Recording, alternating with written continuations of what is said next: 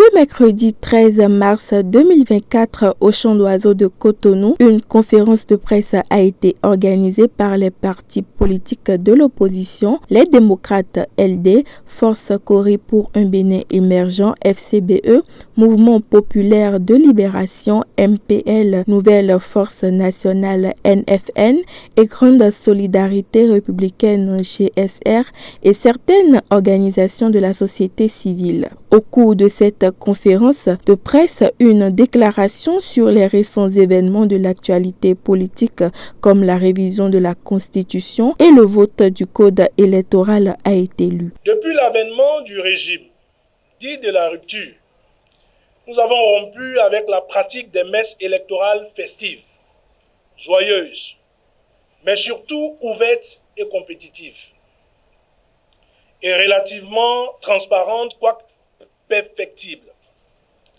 2016 et ses nouveaux maîtres nous ont basculé dans une ère d'instabilité chronique, ponctuée de mutations législatives régressives, où plus aucun rendez-vous électoral, quelle qu'en soit sa nature, ne s'est déroulé dans un climat de paix et de cohésion sociale, mettant ainsi à mal l'unité nationale nécessaire à la construction d'un tissu social fort. L'administration Talon n'a fait que multiplier consciemment les actes attentatoires à la stabilité politique du pays par la mise en place d'un écosystème juridique et institutionnel favorisant l'exclusion et réduisant le champ d'expression politique à une seule minorité partisane proche d'elle.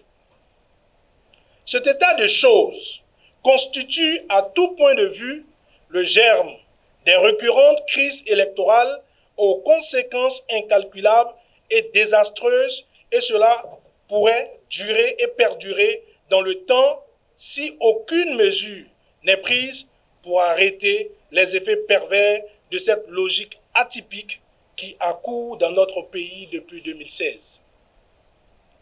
C'est dans ce même dessein que tout récemment, par un vote à 79 voix pour, 28 voix contre et une voix abstenue, que l'Assemblée nationale a adopté la proposition de loi du parti UP Le Renouveau portant modification du code électoral. Cette modification fait suite à l'échec de la proposition de loi du président du groupe parlementaire Bloc républicain Hassan Seibou portant révision de la Constitution qui avait pour but d'inverser les dates des élections générales, de raccourcir le mandat du président de la République et de rallonger le mandat en cours des députés. Qu'il vous souvienne que le vendredi 1er mars 2024, les 28 députés du groupe parlementaire Les Démocrates et 9 autres députés ont mis en déroute la révision opportuniste de la Constitution. Cet échec, perçu comme un crime de lèse-majesté, a provoqué la colère des deux partis politiques soutenant l'action du gouvernement qui ont engagé une vengeance attentatoire à la paix sociale, aux acquis démocratiques en violation flagrante de multiples dispositions de la Constitution. Aussitôt, après le rejet de la proposition de loi portant révision de la Constitution, des voix, pas des moindres au Parlement, se sont élevées pour promettre l'enfer à l'opposition à travers des représailles et persécutions qui devraient se traduire dans le projet à venir, notamment celui de la loi électorale. Comme on devrait s'y attendre, les fruits ont effectivement tenu la promesse des fleurs. La proposition de loi portant modification du code électoral et les amendements qui s'en sont suivis, tous quasiment portés par les députés de la majorité parlementaire, ont accouché d'un code insipide, pernicieux, toxique, truffé d'incohérences et de clauses léonines qui traduisent l'esprit de revanche annoncé.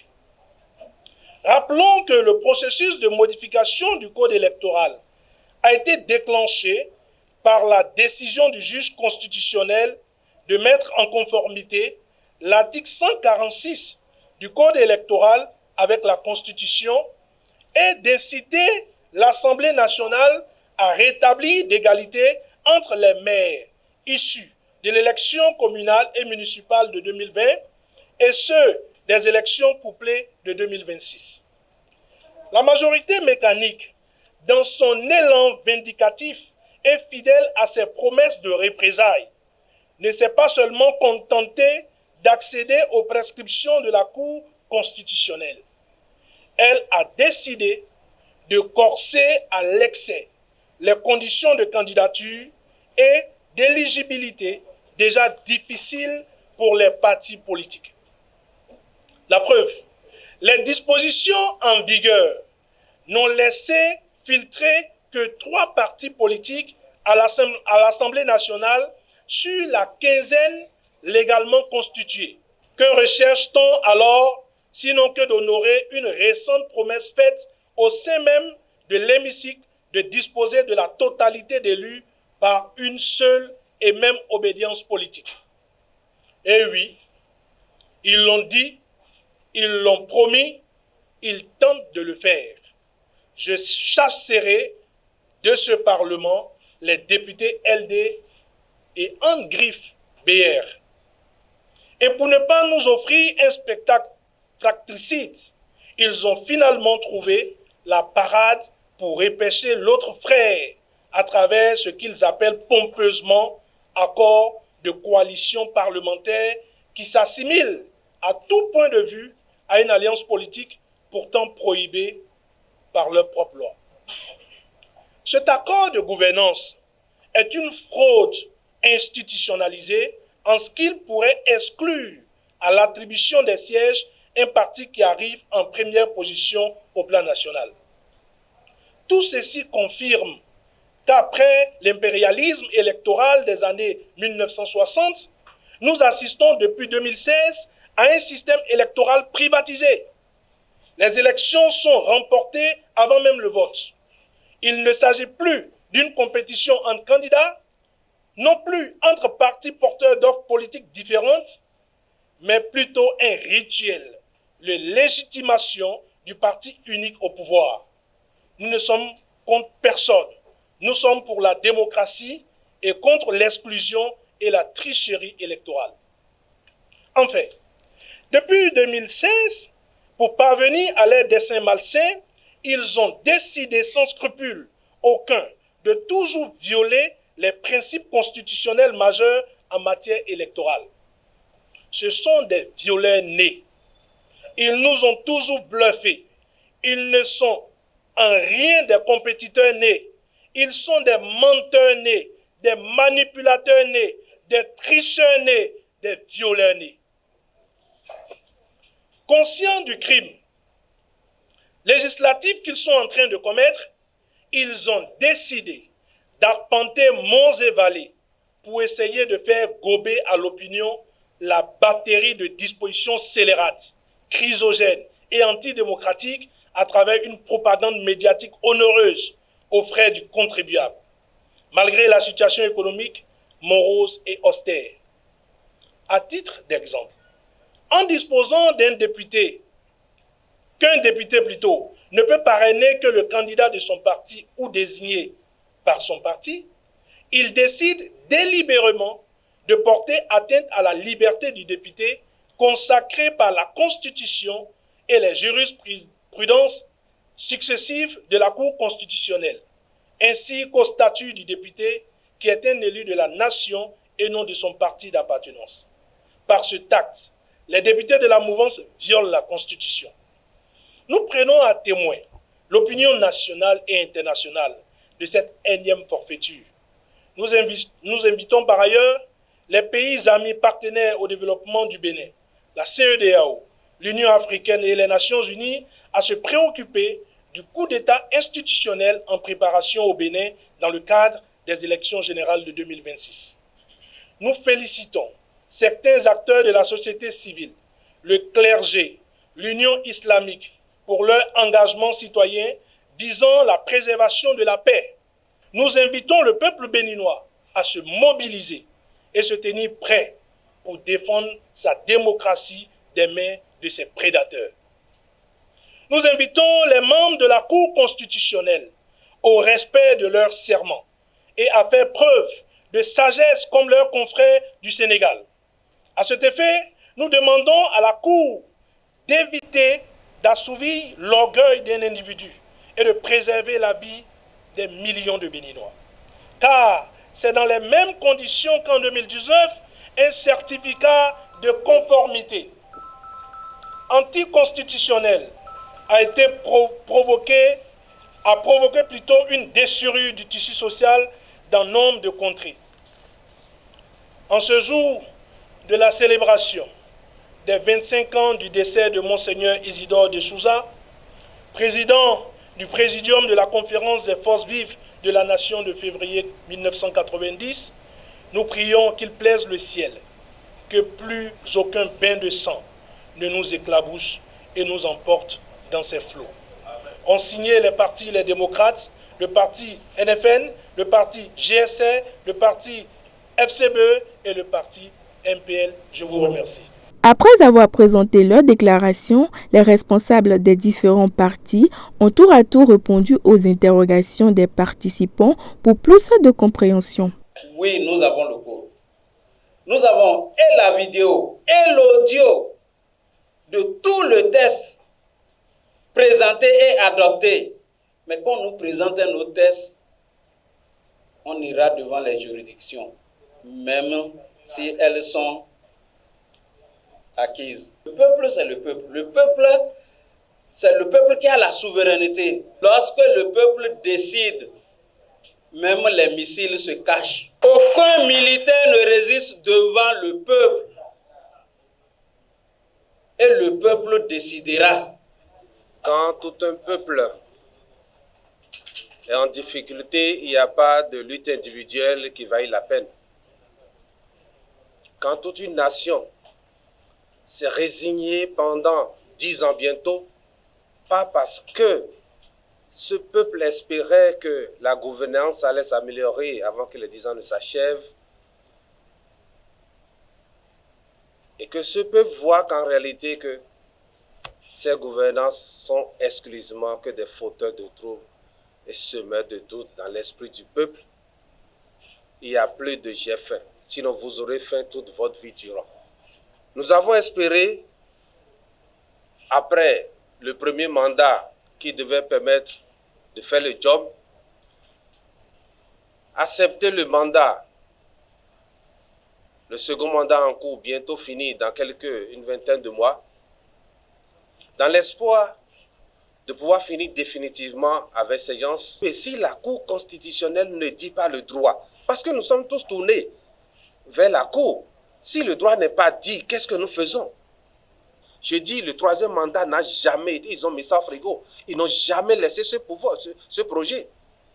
Et vous voulez qu'en réalité, dans ce qui se passe aujourd'hui, dans notre sous-région, vous voulez qu'on puisse se taire pour que ça se passe encore, pour qu'il y ait des morts? Et j'ai dit dans ma vidéo, aucun sang d'un Béninois ne coulera si ce n'est pas le sang. Les modifications qui ont été apportées au niveau du code électoral, c'était en réalité les modifications qui devaient être apportées à la Constitution. Si la prise en compte de la proposition de modification de la Constitution avait été adoptée par amendement, ce sont ces modifications-là qu'ils allaient apporter au niveau de la Constitution. Comme la modification de la Constitution n'a pas prospéré, donc ils tentent un passage en force au niveau du code électoral.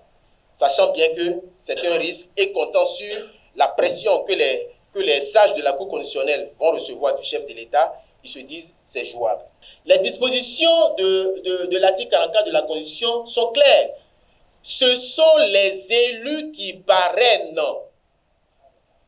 Ce sont les élus qui parrainent et non les partis politiques. Alors, en créant ou en faisant des partis politiques les derniers décideurs du choix du député, c'est en réalité changer le titulaire du parrainage. C'est changer le titulaire du parrainage, donc ôter à l'individu au profit des partis parce que ils craignent que dans leur rang, il y ait des velléités de candidature qui ne rencontrent pas l'assentiment de M. Patrice Talon. Donc, il faut verrouiller le parrainage. Pendant qu'on verrouille le parrainage au niveau de l'UPR, il faut créer les conditions pour que les démocrates se retrouvent sur le fil du rasoir pour pouvoir parrainer. Les dispositions nouvelles de l'article 132 et les dispositions nouvelles de l'article 146, si la Cour constitutionnelle se hasarde à les valider, elle aurait créé les conditions d'un coup d'État institutionnel en 2026. Nous invitons la Cour constitutionnelle à prendre l'exemple en droit sur leurs homologues du Conseil constitutionnel au Sénégal afin que le Bénin soit sauvé d'une guerre civile. Qu'il vous souvienne que le 8 mars dernier, donc il y a 5 jours à peine, nous sommes le 13 aujourd'hui, FCBE, qui ne serait pas peut-être un parti d'opposition, a fait sortir une déclaration et à la fin, FCBE a lancé un appel à toutes les forces politiques qui ne se retrouvent pas dans ce qui se passe comme code électoral, donc ce qui se passe à l'Assemblée nationale, qu'on se retrouve pour décider. Et quand quelques jours après, nous avons reçu l'invitation du parti Les Démocrates, nous avons applaudi. Donc ce n'est pas une personne qui dit si tel parti, si sa carte d'identité est de telle couleur ou de telle autre couleur. Quand nous avons entendu ce qui s'est passé à l'Assemblée nationale, que nous avons suivi, quand nous avons entendu les explications qu'ils ont données, qu'ils donnent à coups de milliards, de dizaines de millions de contribuables pour endormir le peuple, que nous avons fait les calculs, les LD ont 28 députés. FCBE a 0 député au plan national. Mais FCBE a 260 élus communaux et municipaux, dont 6 maires.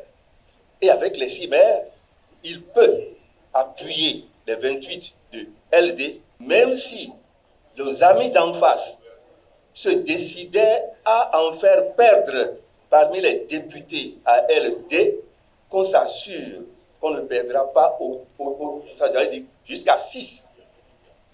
Jusqu'à 6. Donc nous avons déjà 28 plus 6. Il suffit de quoi? D'un accord. Et ça, nous sommes en famille. Nous ne sommes pas levés des guerres fratricides. Hein. Non, nous sommes des frères.